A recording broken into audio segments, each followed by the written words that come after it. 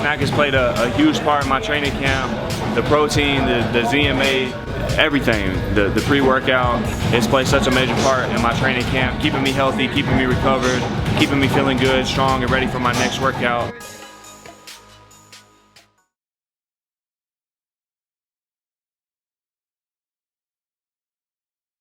I met you before you were pro, and now to see, you got a couple pro fights in there. Is it all it's cracked up to be, the life of a pro fighter? Like, how is that now?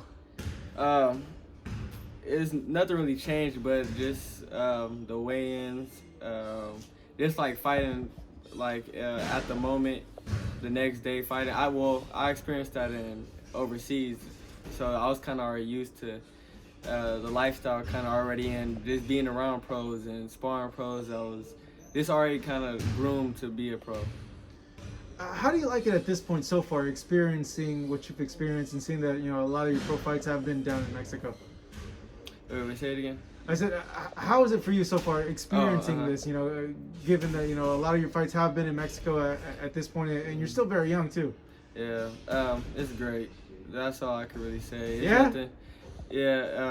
The fans out there was great, even though it's not as many as it could be because of COVID, but it's still just being there and feeling the support from even Mexicans out there, it was still great.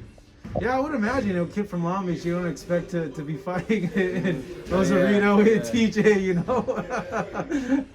Yeah, it's because, mainly because of my age, but I would have still went down there. Like, I like Mexico. Yeah.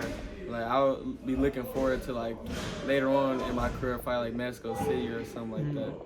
How is that vibe, like having a fight in Mexico? Like, I know, like the locker rooms aren't as nice as like over here. Like I've called shows in Mexico. Like I know how it is. Like you got busted up sinks and like dirty ass bathrooms and stuff. Yeah, well, they tried to do the best they can. They use. I think they made it a little bit cleaner because they know now, because like COVID, more people starting to come down there, so it was a little bit cleaner than before. Because I experienced. Yeah, I would imagine the first fight you had over there, you're probably like, what the fuck? It was actually in Rosarito, so it was like nicer than TJ. Like how it is. But when my second, third fight, it was kind of. How you kind of it's dirty as hell. Now I've been to those shows, man. Like I know how it is. Like the bathrooms don't work sometimes and the faucets aren't working. I'm thinking my next fight will be way better. Well, this upcoming fight will be way better than Talk to me about this upcoming fight. Obviously, you've done a ton of press so far. Like I've seen your updates on social media. For those that are watching, let them know where you're fighting next. I'll be fighting in Tijuana at the Big Punch Arena. You could go on my page and you can see the link in the bio where it'll be streamed at. I've called fights at the Big Punch Arena. The bathrooms are a little bit better. So the guys that you fight in Mexico, obviously, you're young, you're trying to build up your experience, trying to build up the looks that you get. That's the important part in developing a young fighter like yourself. But some of these guys are deceiving in Mexico. You see a guy that has a record of like 5-15, and you're like, this is easy, and then you're in there and you're like, oh fuck, like this guy is like. Lately, a tough I dude. ain't been fighting people with them type of records. Yeah. Like the people I've been fighting haven't won records, so. That's even better. Like that, But they're tough. They're tough over there. Like it's. He's even faced a Baja Mexican national champion, and early on in one of his fights. So we've, his father and I have both been pretty adamant that he's going to only face guys with winning records. We're trying to move Ashton as quickly as possible. We want him to have real life experience, underneath the lights, dealing with fighters that are coming to win too. The best thing to happen, especially in his first fight, is he had a guy that I believe he dropped him 5 times.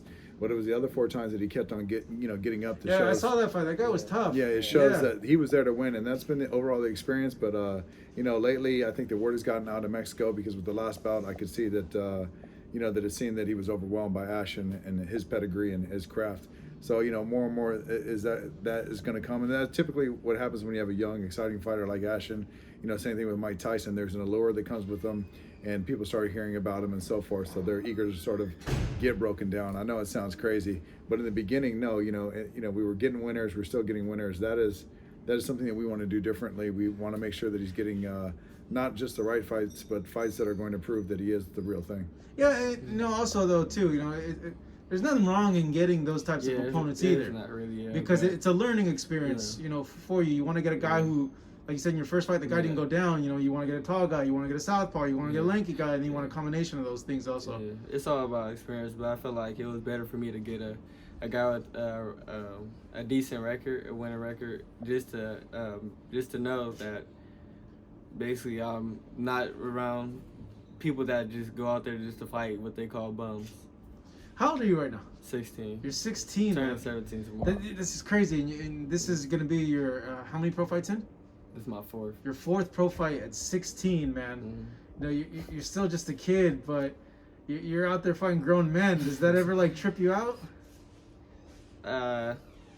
Just a little bit, but but I've been, like I was saying, around pros and sparring pros since the early age, probably like 12, 11 years old. So it's kind of like I was saying, I'm already used to this feeling. You're having to go to high school, I would imagine, and juggle that. How's that like juggling? Being a pro fighter and still having to go to high school and having to do all that. I actually like it. That's one thing I wanted to do, stay in school. Because, a lot of people drop out. Well, I kind of like the feeling of going to the high school, especially with the school I'm at. There's a lot of athletes. So just being around that environment, I like it. Do you find it overwhelming at all? Do you find it hard to juggle? Yeah, sometimes, especially during, like, when I get closer towards my fights, then it's a lot, like, losing weight or just maintaining the weight and just going to school when I'm tired and sleepy. But, I mean, that's just the lifestyle that I have. Do you still feel you can enjoy being, a teenager and a kid, or do you feel that, it's a little bit different compared to your other friends that don't do this? I definitely feel like I can still be a kid. Yeah. Especially now, I think this generation, like, kids are already, like, doing, adult things at a young age. So this just to me, I look at it as it's just a normal thing now. So, like, the kid experience, you get that afterwards in your career. And you're not having to work, because obviously this is your full-time job now, right? Did you have any jobs like before this, or it's always been boxing? Yeah, it's always been boxing. You got to know his father, Ivan. These kids got jobs around the gym all the time. Ashton's the type of kid. Who knows how many times he's mopped the floor of the gym? Probably like a solid 10,000.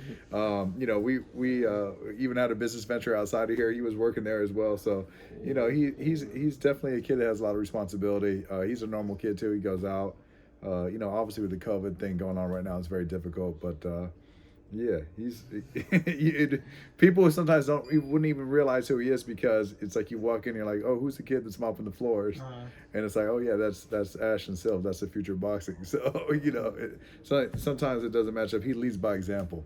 So it's just so, me at 16, I wasn't even worried about like some of the stuff that you're worried about. So it's a very, very interesting thing. Like you're in a unique position, because people are on the weekend, going out, hanging out with their friends, doing kid stuff, and then you're fighting in TJ against like a guy who's probably like 26, 27. That's a trip. Yeah, I think about that sometimes. But, I don't know. It's kind of like I was saying, I'm used to it, and just looking around, just seeing it in a positive way. Yeah. I'm seeing the way you're promoting yourself and the way your team is promoting you. It's very similar to what Devin Haney did when he came up, where he built himself and he built his promotion team around him. Are you looking at that and trying to model it a certain way so you can land with the big promoter, or how is it like your approach to all this? It's sort of like that. He of course had paved a big way for people like me, but. It's basically really whatever's best for my future. Whatever the team thinks is best for my future is what I'm pretty sure I'm going towards as. And I'm guessing it's probably going to be like co-promoted with another promoter, but if not, it's still whatever's best for my future. When you look at the future, obviously every fighter's goal is to be a world champion. That's their dream, but overall, like, how do you see like the immediate goals in the immediate future for you? Right now, I was just kind of talking. Well, immediate was winning this fight, of course, my next fight. But then after that, I was we were just talking about how like being the youngest world champion, but if not other than that, then maybe who knows what else. But right now, as of right now, I just winning my next fight. The youngest world champion was Wilfredo Benitez. Yeah, 17. He's 17 years. So you got a year, bro. 17, You got to do it in a year. 5 months and 7 days. So, it's definitely on his mind. He's after Legacy. We were just right before he came in. We were just looking it up and doing the math when exactly Trying to see, like, when they that could- date you could, is, what weight classes are. But that just shows you the intentions of this young man. He's coming in here. He's coming to make a legacy. He wants the title in multiple divisions. This is a young guy at the age of 16 that's already thinking about breaking the record of the youngest world champion out there. So it says a lot about his character.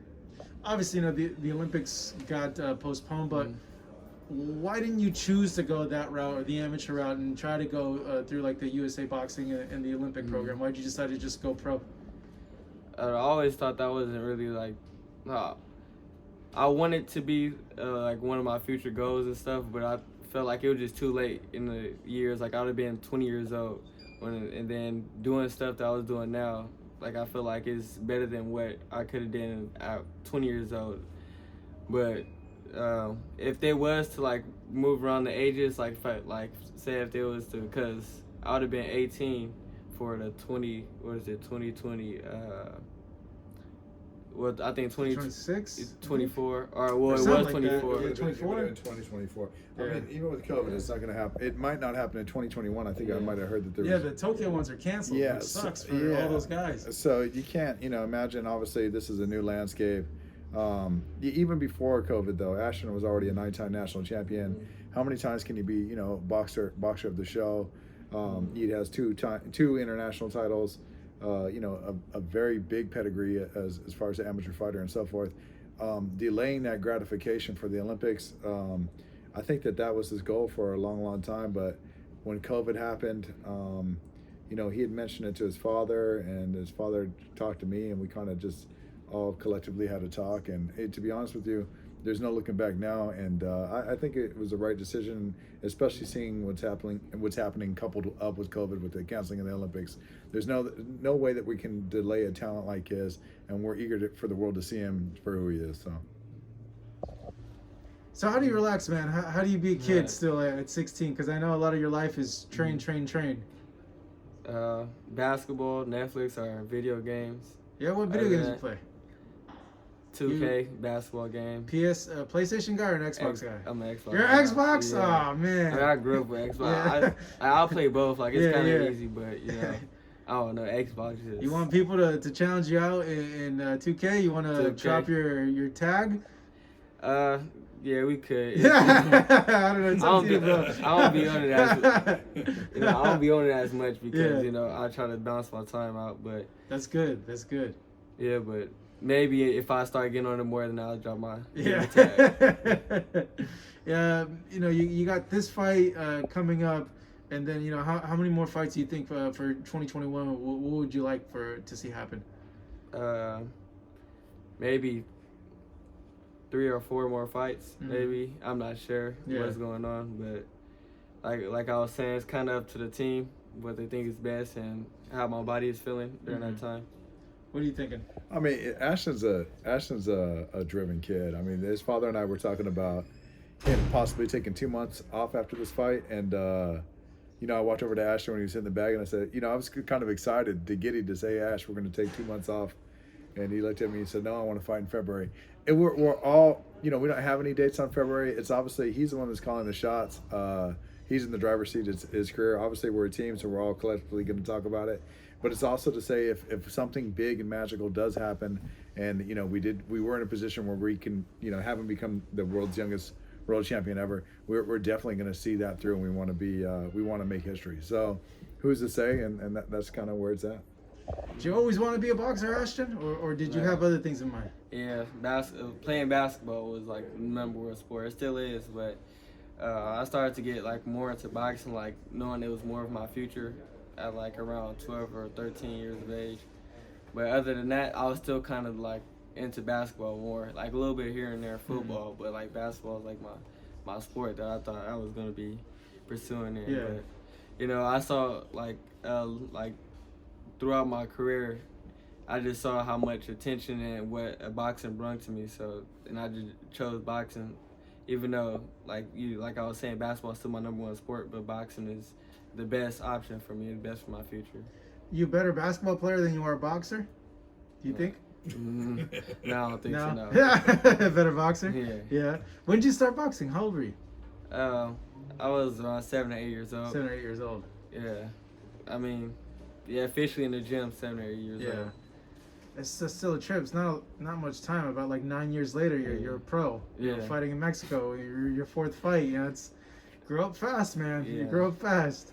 Ashton, man, hey, it was good chatting with you. It was good It was chatting with you too. really a cool conversation to have. One last time, plug yourself, plug your social media, and where people could watch you, follow you, and see your fight. You can watch me on, you can follow me at Ashton Sylve H2O, and then you can watch my fight. You just click on the link in my bio, and then you'll be there to watch my fight. It's streaming live. 16 years old. That's nuts. Going in Mexico fighting the pros. Ashton, man, hey, thank you for the time. Appreciate it. Thank you.